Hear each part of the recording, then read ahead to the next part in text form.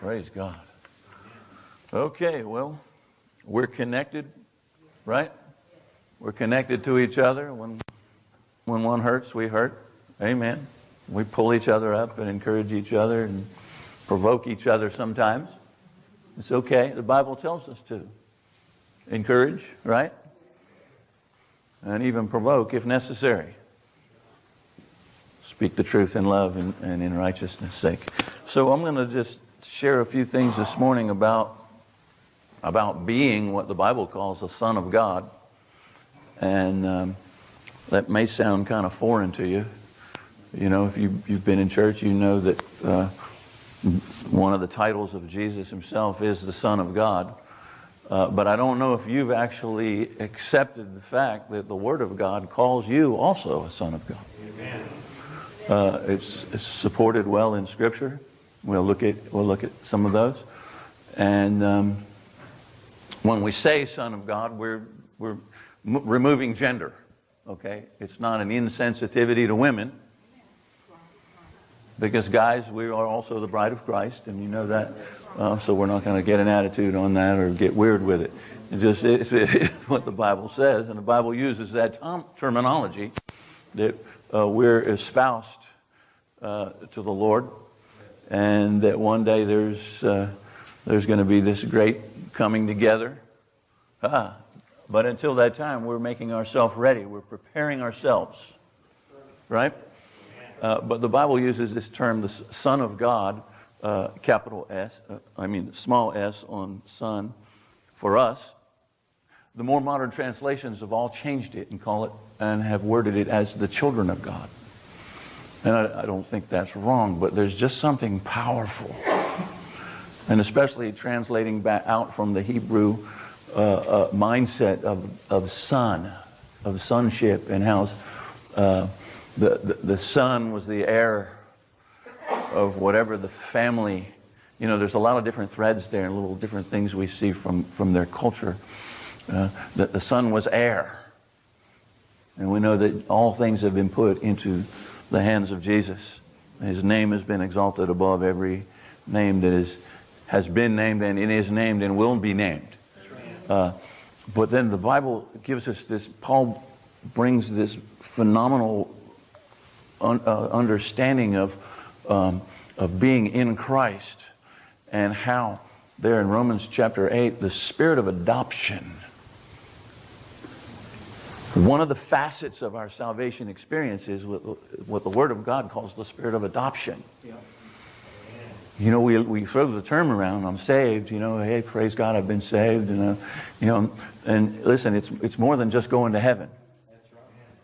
We're gonna end up there. We're leaving here. When we leave here, we're taking that journey, of course. And if we're alive when the Lord comes, we're going to meet Him in the air. But we'll be there, right?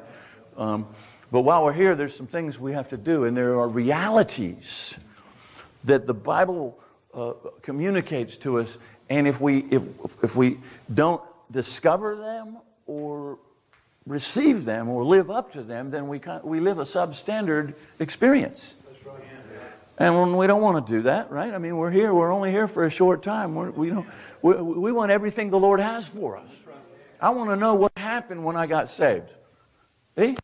I want to know. And we see in multiple places we put together this comprehensive perspective of what it really means to be in Christ. And one of the things that the Scripture brings out is that we've been adopted. God took us and obliterated that orphan mentality, that orphan way of life, that poverty orphan mentality, and brought us into His family.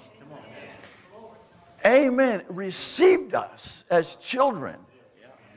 Listen, each of us has a unique earthly experience, but when we come to Christ and we come into the family of God, we all come the same way. Okay? We all come.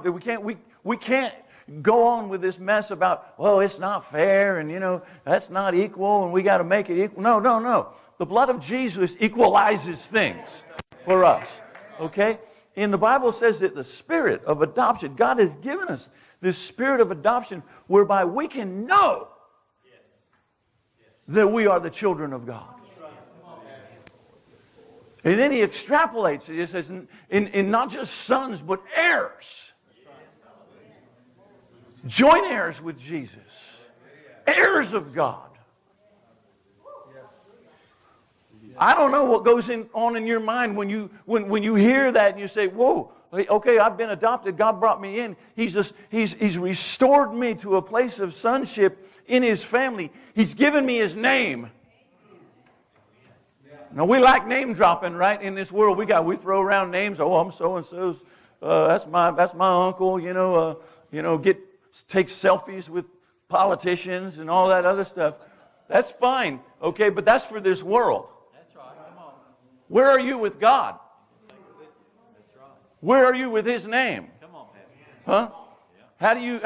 Are you using His name? John 1:14 says, to those that receive Him, to them He gave the power to become the sons of God. Becoming a son of God does something with your self-esteem. It changes something in your attitude. It changes something in your spirit, in your heart. I don't know. Just guess this is the way my life is supposed to be. It will be that way until you assume your sonship. I don't know. Listen, you think preachers are immune from that mess? That oh me mentality. No, oh my gosh. We go through head trips too. You get 100 people in your church and 40 show up and you're like, whoa.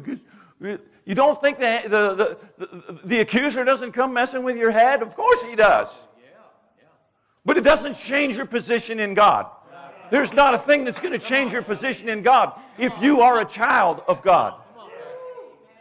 And you might have to one day, just when that garbage starts to pecking at your mind and trying to break you down. No, not in the name of Jesus. You can't move me out of my place of sonship. The blood of Jesus put me there. That's right. That's good preaching. And you can't take me out of it. That's right. Amen. Nothing you say about me or think about me can take. Now, how about that? I'm anchored there. And I'm going to tell you something. It will make an incredible difference in your life when you start talking like that. You start believing like that. Pump that out there now. Come on. You'll be shocked if you did an assessment, if you walked around and just had a little recorder all day long recording stuff that you say. I'll put myself in the mix too. All right? I want to get all that orphan mess out of my vocabulary, out of my frame of life. No. The Bible says I can do all things through Christ who strengthens me. You've been called to live in what's impossible in your own human power. Oh, let's go home, because that right there will take you all the way to the house. I don't know if I could ever. He's a whole lot better at that than me, and I don't know if I could do that. Come on. Are you a son? Or are you just an orphan hanging out in the house? This renewing of the mind is real. It has real life ramifications as to what will be the outcome of our life. Those things that we're called to, those things that look like, we look at them and we go, wow. They're meant to be like that. They're meant to motivate us in faith. They're meant to stretch us. They're meant to be out beyond what we can do in our human power. We need to feed those things because they draw us, they pull us. Instead of trying to live from what you have and what you think right now. God wants us to live from a higher perspective. When we were building this church, there was another group building a church in this city. And when we rolled out, when we showed up with these tractor trailer loads of these split-face blocks, listen, you don't think I'm a number cruncher. And I evaluated the price of plain block and split-face block, but in the vision, we saw these customized split-face blocks. Amen. And so we started crunching the numbers. What are we going to do? Are we going to live? Are we going to do this by faith or not? A preacher came to me and he goes, "Man, I wanted to use those for my church, but we figured out we could save, 100. I don't know threw some equation out there," and I'm like, You're doing your vision from what you don't have. Instead of putting faith in God, in what He can do.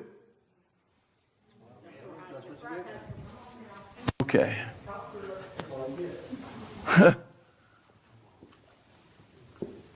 God's calling us to live beyond what we can do. Because if we can do it, then we take credit for it. Well, I did that. I want to be known for something that is humanly impossible. Are you all right with that? I could go all day long with stories of what's happened here over the years. There's not a person in the world that can take credit for any of it. It's all a testimony of what God can do. And we don't need to stop. We can't stop. We can't stagnate. The Bible says we live from faith to faith. Our faith needs to be raised to get beyond where we are. And God works like that.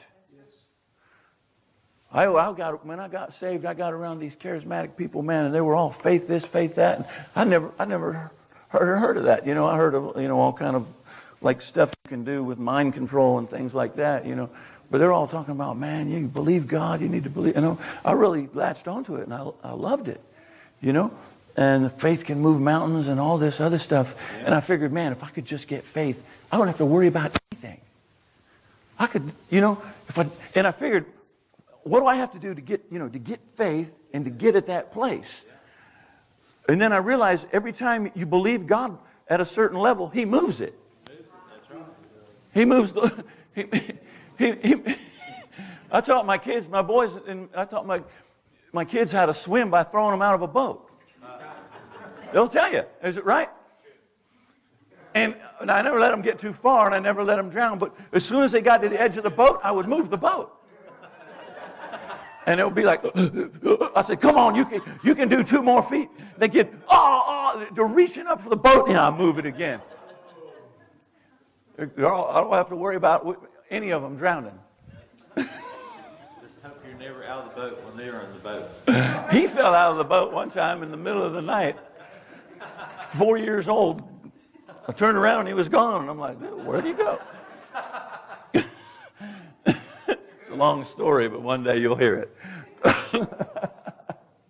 No, really, it's not because he's mean or anything. Faith to faith. It expands us. It grows us.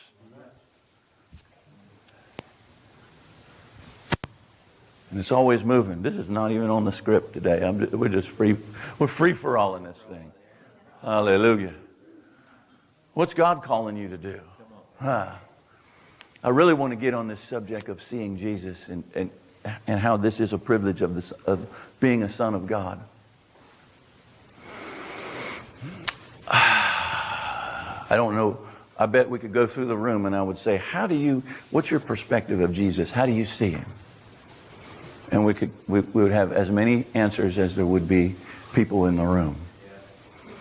Because I believe there are some things that we can accurately describe as part of His character and His nature and who He is.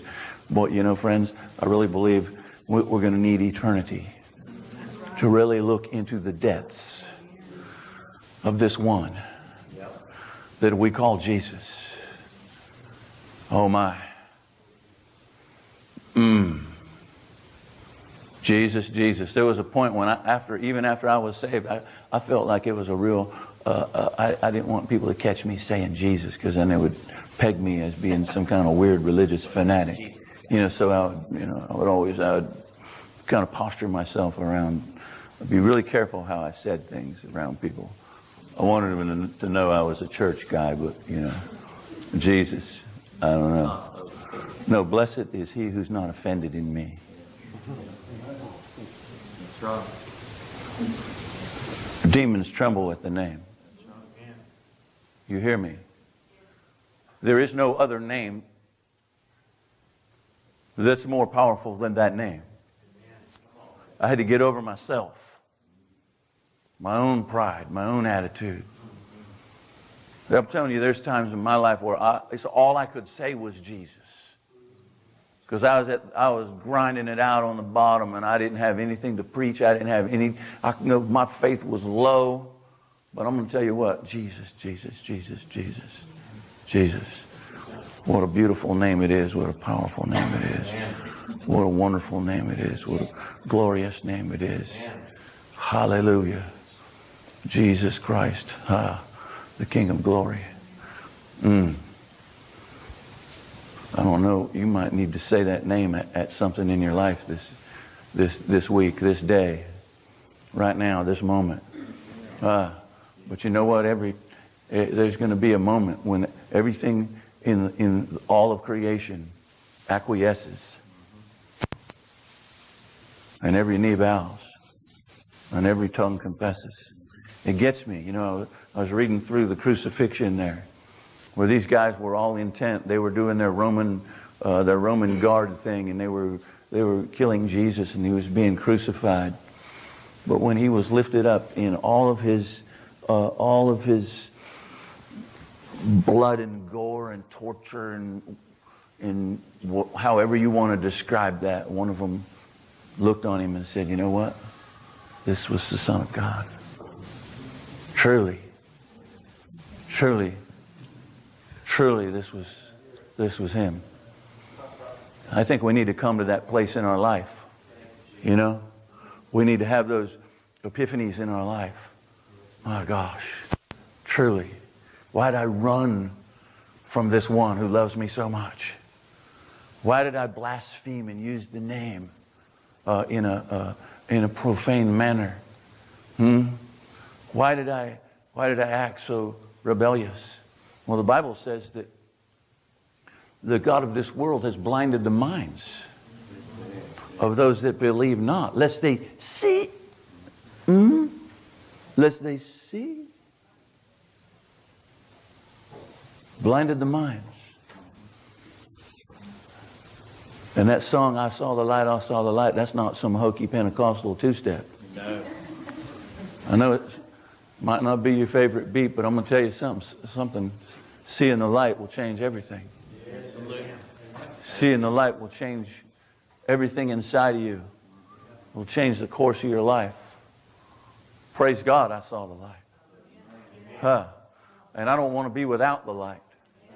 I walked in darkness. I've been in darkness. I've been in dark places. Some of y'all been there with me. We don't want to talk about it. Amen. And seal it up right there. Hallelujah. The light. Lest the light of the glorious gospel shine unto them. I want to declare to you, come out of the darkness. Come into the light. We're lifting up Jesus. Amen. We want an experience with the risen glorious God, the risen glorious Savior Jesus. We don't want to just talk about Him. We want to talk to Him. We want to know Him, and we want to know not just about Him. Oh my goodness. I want to be comfortable with Him, accustomed to Him. I want to be accustomed to hearing the shepherd's voice. Crazy because I hear God. I want to be called. That's what I want. I want people on Facebook to say, "That dude's crazy, man. He said, God said something." That's the normal Christian life. Did I tell you about the time I was down at the fruit market and I got this thing I want to tap on cantaloupes and watermelons. Somebody showed me that. I can do it. I can find them. And later I found out there was two women in the store and they were watching me, but I was not paying any attention. And I found out from another one who heard them talking, and when they said, "What's that guy doing?" And the owner of the store said, "Be quiet. He's asking God which is the best watermelon to get." And don't mess with that guy. Don't mess with him. Like going over the watermelons. And so, amen. But it must take me home a good watermelon. Hey, I'm in the family. You can do what you want. The family looks after the family. The family doesn't. Oh my gosh, we're getting into stuff that the Pusataries know about. Anyway, we're not going to talk about that kind of stuff. Sons of God, John 1:12, and I did give you some references, my trusty assistant. We're just going to run through these real quick, and then I'm going to emphasize a specific something. In John 1:12, it says, "But as many as received him, to them he gave he power to become the sons of God, even to them that believe on his name." The word power here is the Greek exousia, authority. Hey, took us out of darkness into light, brought us into the family, and he says, "Here, you got my name now." Yeah. Don't answer to somebody else's name.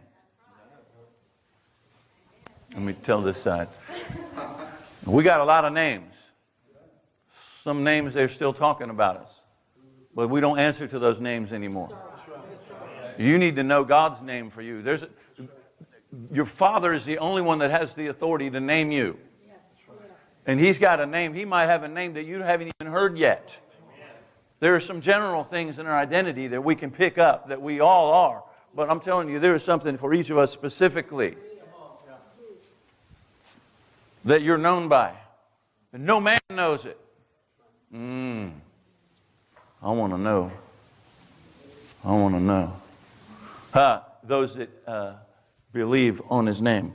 Also Romans 8:14.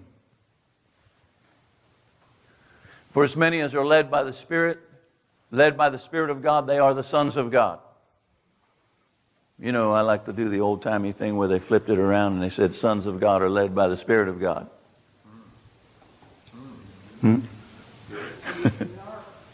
That's your right.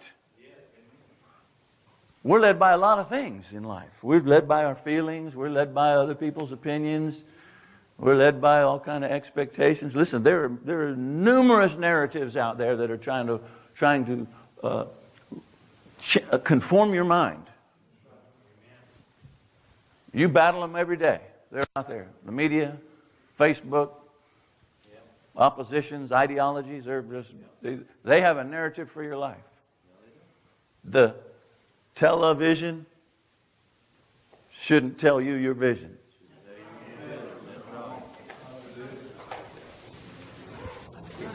Amen. Why'd they choose that name way back then? My gosh, what has it become? We're led by the Spirit of God. You have such a distinct advantage over everybody else in the world because you have the Lord Himself in you, the Spirit of truth, guiding. Anytime you feel any kind of about something and you're watching something or you're doing something and that apprehension comes up, that's the Holy Ghost leading you. But it's not just a check against doing something wrong. No. Let's go above that. You have a guidance system in you, a holy kingdom righteous guidance system that points you into the unknown, into the inheritance. What a great picture for our lives. They hated where they were. They cried out to God to deliver them from Egypt. So when the fullness of time comes, okay, He sends Moses in there and bring them out. Okay, we want to get out of here, but we don't know where we're going. That's where a lot of us mess up. We don't like where we're at, so we get saved. And God delivers us from where we were, but we don't know where we're going. So we're kind of dragging our feet. I don't know if I really want to go over there because there's giants over there. Well, that's where we need to go. And when you and God deal with giants in your life, you can possess your land. Come on, Pastor. That's strong. Amen. Wow. Let me see if these guys can catch that. The giants are what's holding us back. But the giants are destined for elimination. And God has chosen you to eliminate them. Oh my gosh. He left the giants there for Israel to eliminate. And when they're eliminated, they're done. He left the giants there to fix it all up, because when the Israelites came, it was all ready. There's a giant standing in the way of you becoming a giant. Oh, I want to do great things for God. Well, you got to be willing to get a little bit of mess on your hands. Amen. Come on. But it's your destiny. Those that know their God will do exploits. We can't do this thing without getting dirty. Amen. Helping people is messy sometimes. It hurts too. It's painful. But you've been given authority. Romans 8:19, Paul takes this thing into a deep place. A few verses later, the earnest expectation of the creature waits for the manifestation of the sons of God. Basically, what he's saying in that is that there's something in the created order itself that is waiting for us to fully manifest. Creation knows. Creation remembers the garden. Creation remembers Adam. It remembers when it became subject to the curse. A man brought the curse, but a man became a curse. Are you hearing me? Adam brought the curse. Jesus became the curse. So that we could live as the sons of God. We could live as a blessing. Not just get. But that we could be distributors of the kingdom. Administrators. Oh my goodness. And creation, the Bible tells us, there's something there's something there. There's a faith, there's an expectation in there. Because, listen, the earth is going to get renewed in the fullness of time. Yes, it is. Get restored. But until that time, there's all this sin and all this bloodshed taking place, and murder and genocide and all this stuff that we see every day. Wars and rumors of wars and fightings and quarrelings and strifes. You don't think that the ground, the order, the created order feels that? And we wonder, why are things out of order? Why are there storms? Well, Jesus even said in those days, in those latter days, there's going to be earthquakes and pestilences and all of these things. It's waiting for its deliverance.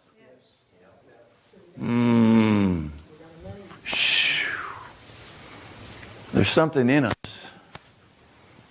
that's maturing. The manifestation of the sons of God. And I'm not talking about a group preaching an errant theology. I'm talking about the kingdom coming in such a way. Jesus being revealed in His people. Oh, that's what we're living for. That's what we're living for. I don't have time to look for what's wrong in you. I just want to find what's coming forward. I want to praise God for what's happening. Amen. Come on, church. We don't need to be about condemning people and judging people. We need to be about encouraging, prophesying to each other. Excuse me. Next, Philippians 2:15. That you may be blameless and harmless, the sons of God, without rebuke and without a voice. In the midst of a crooked and perverse nation, among whom you shine as lights in the world. Well, you're the light of the world. Don't hide your light. Don't hide under a blanket. Let it shine. Wear those tie-dyes and all that stuff. Praise the Lord. Let it shine. before men. Hallelujah. And I kind of wrestle with the whole thing about being, people saying you're a reflection. I think we're more than a reflection. I think we're a radiance. Because Christ in us is the hope of glory. The moon is a reflection. The sun is the radiance. Hallelujah. I'm going to move along real quick so we can finish. Christ, those who model Christ's likeness in the midst of a corrupted world, they're gonna receive some persecution. Don't worry about it. Okay? 1 John 3:1. Behold, what manner of love the Father has bestowed upon us, that we should be called the sons of God. Therefore the world knows us not, because it knew him not. What manner of love the Father has bestowed upon us. The love of God saved you. Reached out. Amen. Those who are unrecognized by the world, and God's love is the power that transforms us. And then it goes on to say, put up verse 2 there. And beloved, now are we the sons of God. When? Now. And here's the point I want to make and spend a few moments on. And it does not yet appear what we shall be, but we know that when he shall appear, we shall be like him, for we shall see him as he is. And I want to present the correlation. I want to present the correlation between how we view Jesus and who we are and who we become. Hear me now. How you view Jesus has a correlation with how you live and how you see yourself. That's right.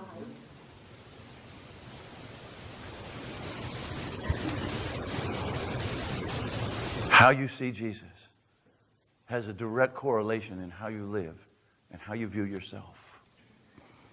So I'm advocating a vision of the risen Lord.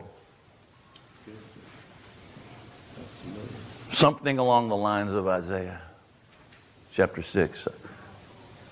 I saw the Lord. The year King Uzziah died, I saw the Lord high and lifted up.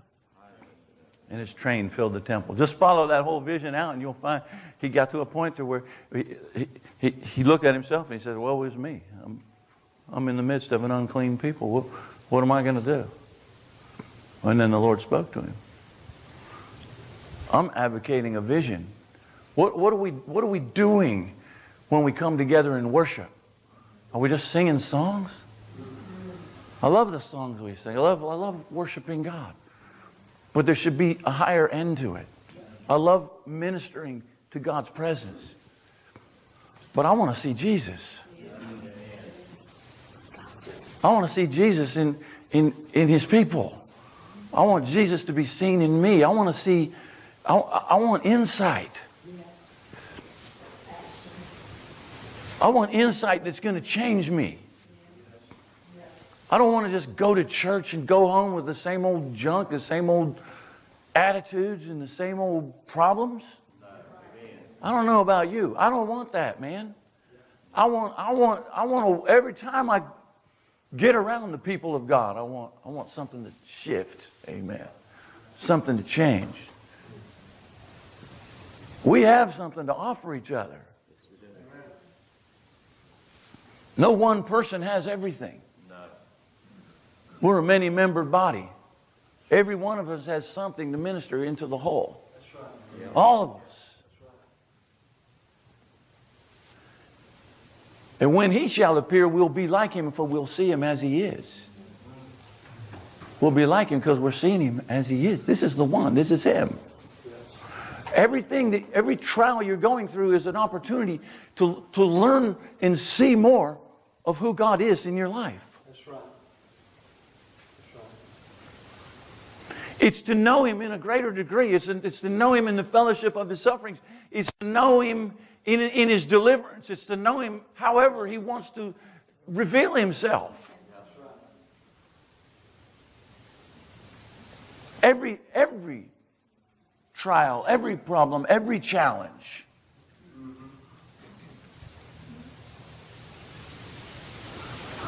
We'll see him as he is. There's going to be a completion at his appearance. So what I have to say to that is there's more to come. There's more for you to see and there's more for you to be. And I didn't plan on saying that, but There's more for us to see and there's more for us to be. That's right, man. Yes, we know there's a great glorious appearing, but you know what? There's also a gradual appearing in us, right? I'm almost finished here. The Bible says that we see through a glass darkly. Translated out, it's a reference to a mirror. We see dimly. But one day we're going to see him face to face. And I know we sing that song. We love that song out of Exodus 33 where Moses said, "Show me your glory. Show me your glory." Amen. Some of you may have even gone back there if you're Old Testament oriented. God comes back and he says, "No man has seen me, no man can see me and live." But I want to tell you something, that's been fulfilled. Because Jesus is the face of God. And we have seen, Jesus is what God looks like. Come on, church.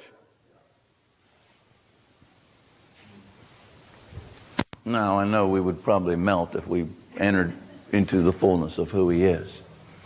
But Jesus said, if you've seen me, Seen the Father.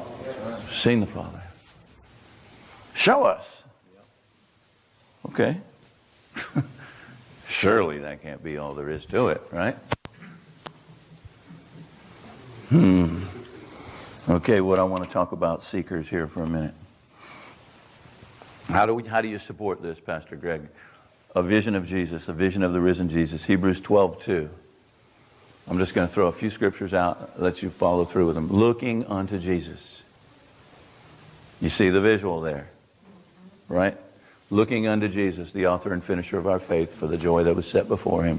He endured the cross, despising the shame, and is set down at the right hand of God.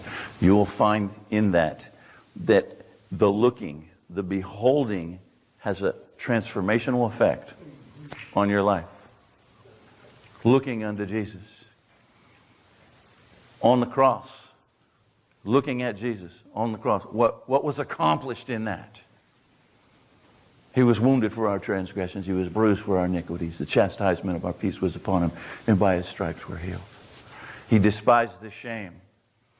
Anytime shame tries to rise, come on you for something, Jesus, you look unto Jesus. He took it on himself. He was crucified openly. Yet he endured the shame, and he despised the shame. The shame had no power over him, and it should have no power over you. Amen. I used to tell people and my kids and stuff, shame on you. Till I realized how destructive it was. It's really ungodly. Shame on you. No, we don't put shame on people.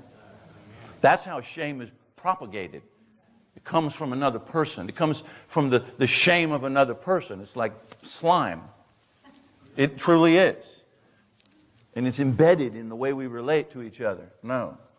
Jesus dealt with all that mess. We're not propagating that mess on anybody. Amen. Hebrews 2:9. We see Jesus. I'm just throwing these little references in there that encourage us to look unto him, right? Who was made a little lower than the angels for the suffering of death, crowned with glory and honor, that he by the grace of God should taste death for every man. We see another one here in Luke 19:23.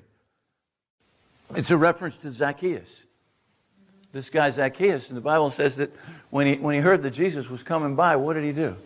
He climbed a tree, and it says so that he wanted to see him. That act of faith right there changed his whole identity.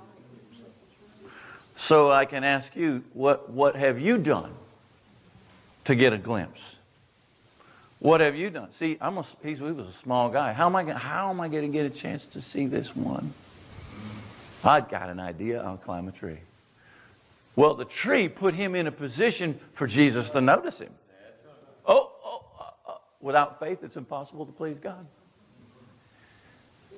All he was doing was hanging out. He was in the tree while Jesus walked by. Come on, we're going to eat lunch. Let's go. I'm going to your house today. What have you overcome to get above the crowd so that you might see him in a different light? Well, I don't know. I don't know about all that. No, what about it? You start making adjustments in your life to see him in a different light. I promise you, he'll reveal himself. It's God's not hiding from us. He wants fellowship. He wants communication. He wants communion. Jesus paid the price. Jesus opened the door. Jesus rent the veil. The death of Jesus rent the veil so that God could now come into the hearts of men and make his abode with us. And we could have communion and fellowship with him. His sons. Something's changing. Something's changing right now in this room. Praise God. Come up here. I'm going to pray in a few minutes. Something's changing right here in our thinking. John 12:21 says, there were some Greeks that came into the meeting. The same came therefore to Philip, which was of Bethsaida of Galilee, and desired him, saying, Sir, we would see Jesus. The Greeks were the intellectuals. They came into the meeting. Where is he? I don't know what their motive was, but they were seeking him. I want to see Jesus. I don't know what the posture of your heart is. You know. As far as you desiring him. He's already proven his love for us. It's already been openly declared. This is how much I love you. Could it be that we may have a resistance to the transformational effect because we have a limited view of who he is? Could it be? Could it be? And could it be that would change today? Why does the Bible tell us looking unto him? Looking, seeing, face to face, in a glass darkly, in a mirror. Don't forget what you saw. Don't forget what he showed you. That's real spiritual meat. That's real spiritual wealth. Knowing who you are as a son of God. Being able to live from that point, from that perspective. We would see him. Where is he?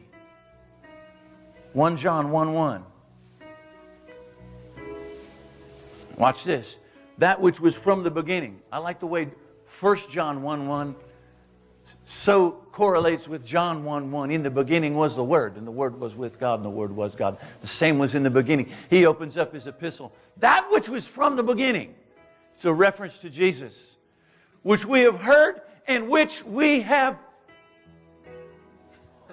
See, when you see something, people can't take that away from you.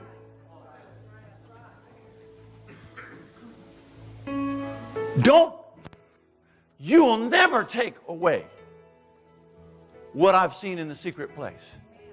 And I can't take it away from you. Because that's something that you and him had together. That which we have heard, that which we have seen, and that now which we openly declare. I think it's in the next verse. Here's the deal. When you hear something and you see something, buddy, you can declare it with power. That's why your testimony is so weighty. You don't have to be a theologian. But when you've had an interaction with God and you went in blind and you came out with open eyes, I don't know. I might not be able to recite all the books of the Bible in order, but I know this. I used to be blind. I used to be sick. I used to be depressed. I used to be addicted. I used to be down and out. I used to be angry. I used to be a dummy. I used to do dumb stuff. Sometimes I still do. But now I see. And now I have a purpose. And now I have a dream. And now I have a vision. And now I know something. I learned something in that place. Because I saw something. Some of it I can't even talk to you about. Because if I do, it's going to put something into motion and God won't let me talk about it.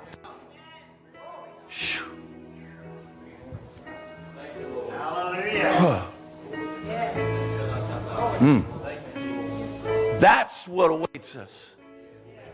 Friends, that's what changes us.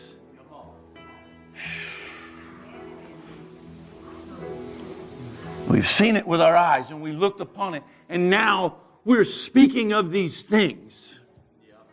That's why Jesus took those guys aside. There were things that were heard in the circle, in the inner circle, that the multitudes never heard about. They saw stuff. They were brought into a closer place. And then there was 3 out of the 12 that went to the mount. Hey, I don't know how they got chosen for that. Maybe there was something about their heart. What happened on the mount? They saw something. They saw Jesus changed, transfigured. That's going to be you one day, and me one day. This life is not all there is. Where you are right now is not all there is. What's happening with you right now is not all there is to this. There's more. There's more. Look at somebody and say, there's more. You can get there. You're breaking into it. You're going to experience it. You're going to be it. In the name of Jesus.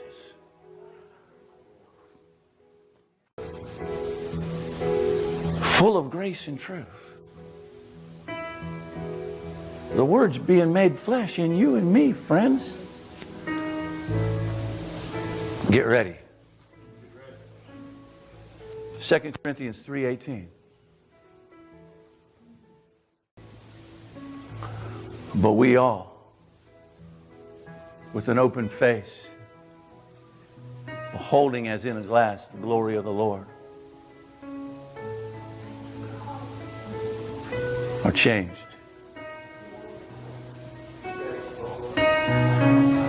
into the same image. Wondering why stuff is not changing. Listen, you can read all the books you want and listen to all the tapes you want. There's no substitution for being in God's presence. Amen.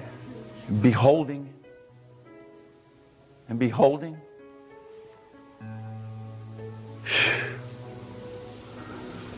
That's the will of God right there. That's what changes us. And there's a caution that needs to go with this thing too, because in the first chapter of Romans it says if we don't allow ourselves to be changed into the image of God, we're going to change him we're going to make him into an image of our own making. Something's changing. I want it to be me.